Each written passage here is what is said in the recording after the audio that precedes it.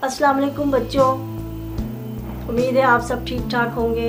हम आज एक नई कहानी के साथ फिर आपके सामने हैं। बच्चों, पिछली कहानी आपने हज़रत स्वालेह अलैहिस्सलाम के बारे में पढ़ी थी और सुनी भी थी। हज़रत स्वालेह अलैहिस्सलाम की कौम समूद थी और कौम समूद ने उनको बहुत ज़्यादा तंग किया, परेशान किया। आपने सुना कि उन्होंने मोज़े की फरमाइश की थी और अल्लाह ताला ने फिर उनकी दुआ कबूल की और एक पत्थर के पहाड़ में से ज़िंदा ऊँटनी निकल आई। लेकिन बच्चों, वो बहुत शरीर कौम थी।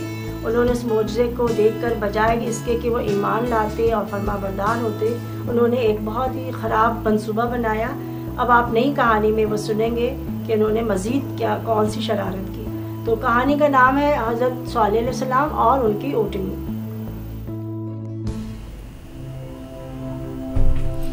हज़रत स्वालेह अलैहिस्सलाम और उनकी ऊँटनी। प्यारे बच्चों, आपने पिछला क़िस्सा हज़रत स्वालेह अलैहिस्सलाम के बारे में पढ़ा और सुना, और ये भी सुना कि कौम समूद के सरदारों ने और बादशाह ने उनसे एक मोजज़े की फरमाइश की थी। स्वालेह अलैहिस्सलाम ने दुआ की और पत्थर के पहाड़ में से ज़िंदा ऊँटनी निकल आई। अब मैं आपको ऊँटनी और उसके बच्चे के बारे में बताती हूँ। बच्चों, पहाड़ में से ऊँटनी का निकलना अल्लाह ताला का एक अज़ीमुश्शान मौजज़ा था, मगर काफिरों ने उसे भी जादू कहा और स्वालेह अलैहिस्सलाम की नबूवत से साफ इनकार कर दिया। लोग बहस में लगे हुए थे कि ऊँटनी अपने बच्चे के साथ करीब ही बहने वाले एक चश्मे पर पहुँच गई। लोग पीछे दौड़े के देखते हैं अब ऊँटनी क्या करती है।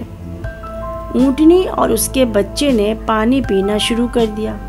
वो चश्मे का सारा पानी पी गए। चश्मा बिल्कुल खुश्क हो गया। अब तो सब के सब दंग रह गए। ये बहुत ही हैरत अंगेज़ बात थी। पहले तो लोग हक्का बक्का खड़े रहे, फिर एकदम शोर मच गया। सब अपनी अपनी बोली बोलने लगे।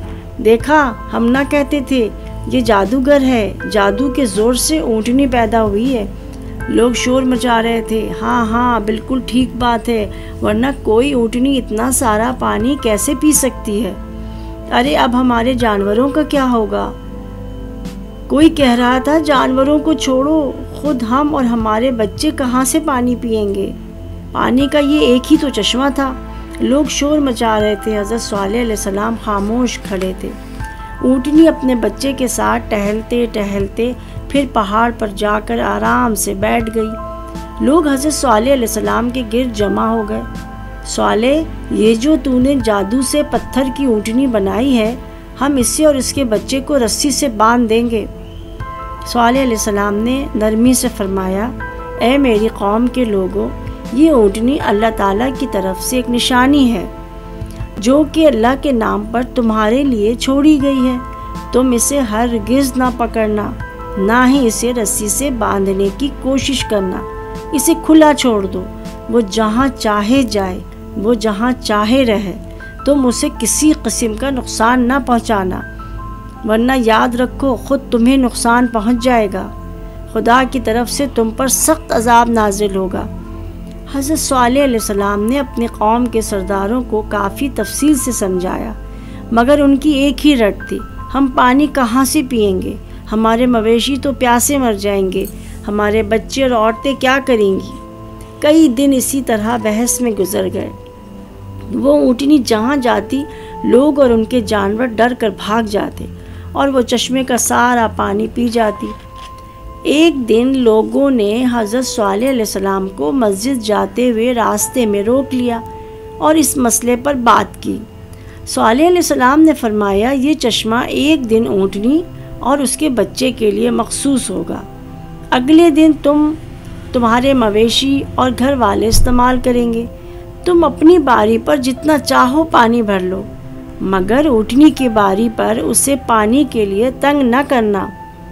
ऊँटनी जब तक तुम्हारे दरमियान मौजूद है, तुम पे कोई मुसीबत या अजाब नहीं आ सकता। स्वालेह अलैहिस्सलाम की ये बात उन जाहिल सरदारों की समझ में आ गई, मगर ऊँटनी के दूध का मसला अभी बाकी था।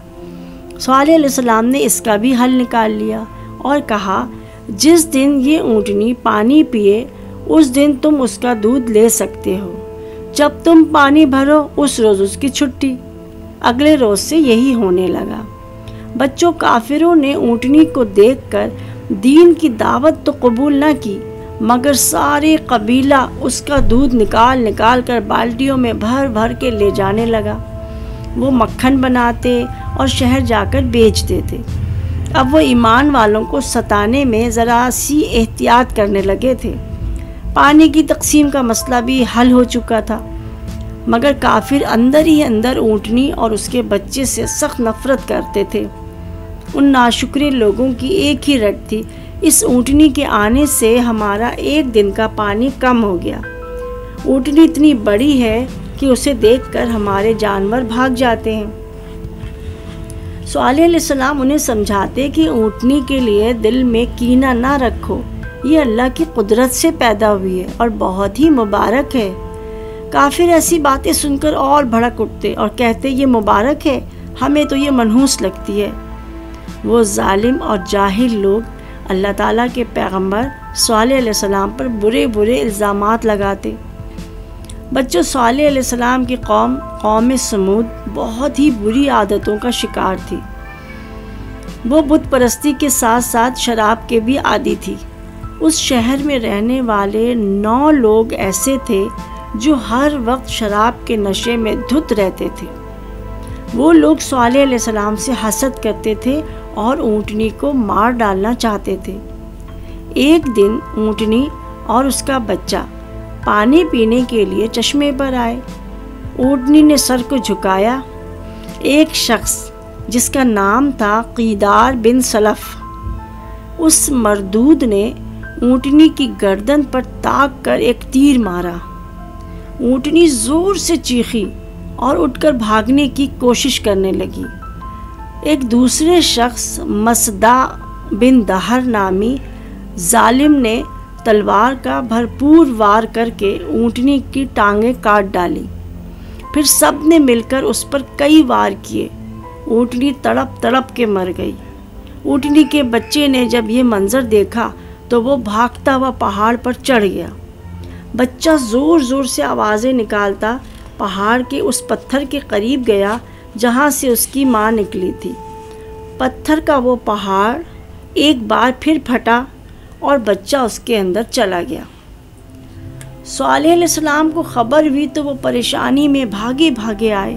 اونٹنی کی لاش دیکھ کر آپ علیہ السلام کو سخت رنج پہنچا۔ اللہ تعالیٰ نے ان پر وحی نازل کی کہ کافروں سے کہہ دو 3 دن کے اندر ان پر عذاب نازل ہوگا۔ صالح علیہ السلام نے قوم سمود کو بتا دیا۔ قوم کے لوگوں نے کہا کیا عذاب سے پہلے کچھ نشانیاں بھی ظاہر ہوں گی؟ آپ علیہ السلام نے فرمایا ہاں، پہلے روز تمہارا رنگ سرخ ہو جائے گا، دوسرے روز زرد ہو جائے گا اور تیسرے روز تم سب کے چہرے سیاہ ہو جائیں گے۔ بچوں، 3 دن تک ان کے چہروں کا رنگ بدلتا رہا۔ تیسرے دن جب انہوں نے اپنے سیاہ چہرے دیکھے تو غصے میں آ کر صالح علیہ السلام کو قتل کرنے کا منصوبہ بنایا اور ان کے گھر پہ جمع ہو گئے۔ بس بچوں، اب تو حد ہو چکی تھی۔ اللہ تعالیٰ کے حکم سے جبرائیل علیہ السلام نازل ہوئے اور بہت ہی زور سے ایک بھیانک چیخ ماری۔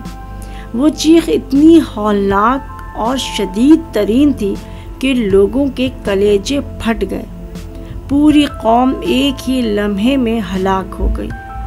قرآن کریم نے اس چیخ کو چنگھاڑ کہا ہے۔ بچوں، اگلی صبح ایمان لانے والے لوگوں اور صالح علیہ السلام نے باہر نکل کر دیکھا، ہر طرف موت ہی موت تھی، سارا شہر اجڑ چکا تھا۔ صالح علیہ السلام نے ایمان والے لوگوں کو اپنے ساتھ لیا جن کی تعداد تقریباً 120 تھی اور فلسطین کی طرف ہجرت کر گئے۔ حضرت صالح علیہ السلام کی عمر جب 280 سال ہوئی تو اللہ تعالیٰ نے انہیں اپنے پاس بلا لیا۔ ان کا انتقال مکہ میں ہوا اور ان کی قبر مکہ مکرمہ میں ہے۔ بچوں، آگے کیا ہوا یہ جاننے کے لیے آپ سنیں گے حضرت ابراہیم علیہ السلام اور ان کی پیدائش۔ اب آپ مشکل الفاظ اور اس کے معنی دیکھ لیجئے۔ کینہ رکھنا، یعنی چھپی ہوئی دشمنی رکھنا، بھڑک اٹھنا، اچانک غصے میں آ جانا، سما جانا، کسی چیز کے اندر چلے جانا، کسی چیز کے اندر داخل ہو جانا۔ قرآن مجید میں حضرت صالح علیہ السلام کا ذکر سورہ الاعراف آیت نمبر 73، 75، 77، سورہ ہود آیت نمبر 61 تا 67، الشعراء آیت نمبر 141 تا 159، سورہ النمل آیت نمبر 45 تا 53۔